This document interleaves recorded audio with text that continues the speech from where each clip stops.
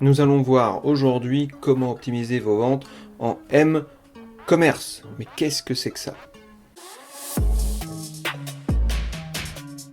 Bonjour, j'espère que vous allez bien et que vous vendez beaucoup. Alors, on va voir quelque chose qu'on appelle le M-commerce. Alors, c'est quoi? C'est qu'on les appelle, ce sont des personnes qui vendent sur mobile. Enfin, ce sont des personnes qui achètent plutôt sur mobile. On les appelle les mobinautes. Donc il s'agit en fait simplement d'utilisateurs d'Internet qui utilisent leur mobile exclusivement, que ce soit sur les réseaux sociaux, pour regarder les infos ou même pour acheter. Euh, et le dernier rapport, alors ça date de 2019, euh, un achat sur 5 est désormais réalisé via un smartphone, alors qu'en 2015, il y avait moins de 13% qui étaient capables d'acheter sur Internet, qui osaient passer la barrière pour acheter sur Internet. Donc le marché il est vraiment en pleine progression et évidemment pas seulement auprès des ados, hein. C'est vraiment auprès de tout le monde. Donc nous allons voir aujourd'hui dans ce podcast comment optimiser vos ventes via ce média. Car en fait, à partir du moment où vous avez un site e-commerce, il est indispensable et même impensable de ne pas exploiter ce marché-là.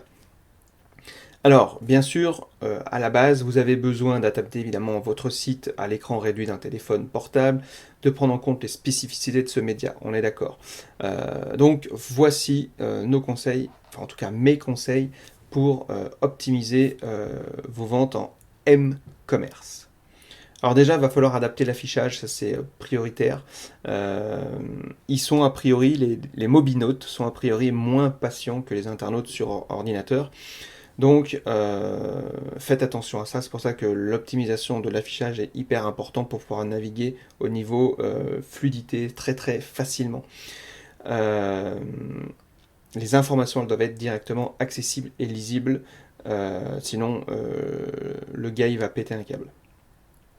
Donc évidemment, il y a de nombreuses applications quand vous utilisez des sites, que ce soit sur WooCommerce, sur PrestaShop, sur Shopify, etc.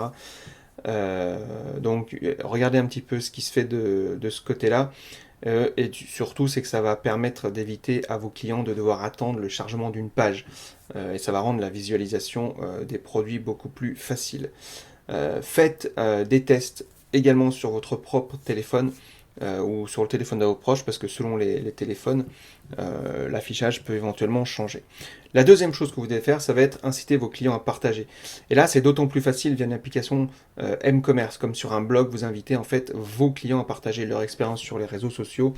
Et du coup, les mobinautes adorent cette pratique parce que après, c'est votre notoriété qui vraiment va être boostée. Donc, n'hésitez pas à mettre des boutons de partage sur vos produits.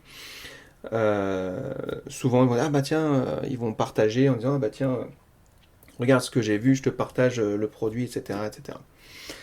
La troisième chose, ça va être d'innover. Euh, En fait, vous allez pouvoir avoir la géolocalisation, les chatbots, etc.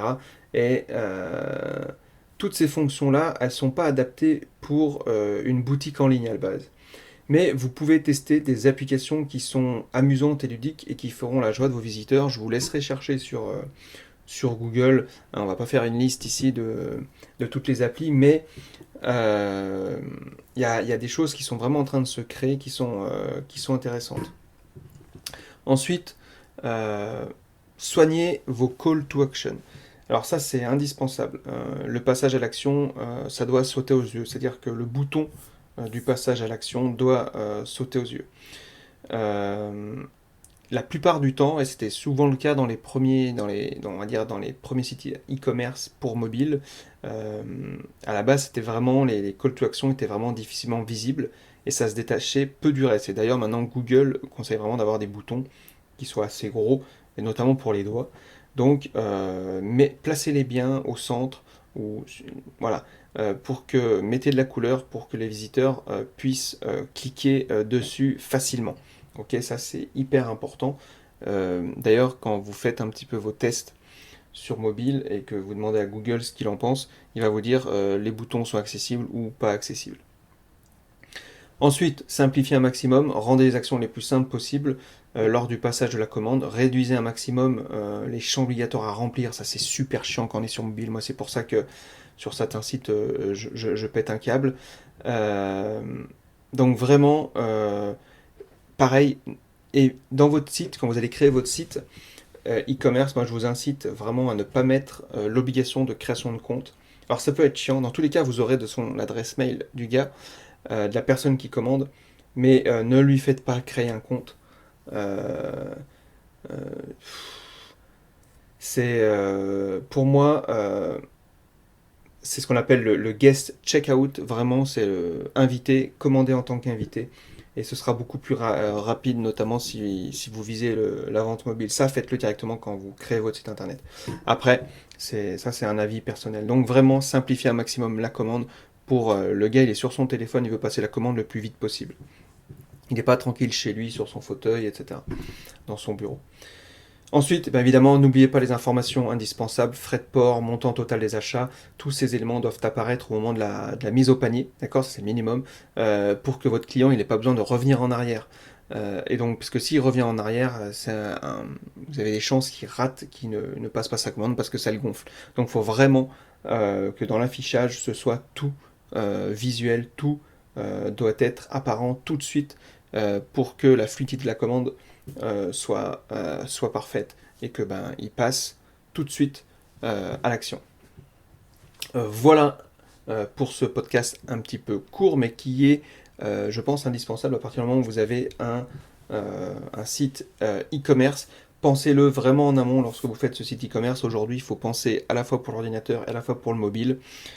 C'est hyper important, donc autant tout de suite le faire au moment de la réalisation de votre site. Maintenant que vous avez bien toutes ces informations en tête, vous allez penser à les mettre tout de suite en action, que ce soit d'ailleurs sur votre site à vous ou sur les sites que vous allez faire pour vos clients si vous êtes un webmaster. Voilà ce que j'avais à vous dire. N'hésitez pas également à faire un tour sur toutes mes vidéos HellWeb, la série HellWeb où il y a 52 vidéos et une partie traite du e-commerce, c'est totalement gratuit. Et sinon, moi je m'appelle toujours Pascal Dumont, je suis un organisme de formation qui aide en fait les entrepreneurs, les indépendants à améliorer leur activité grâce au web.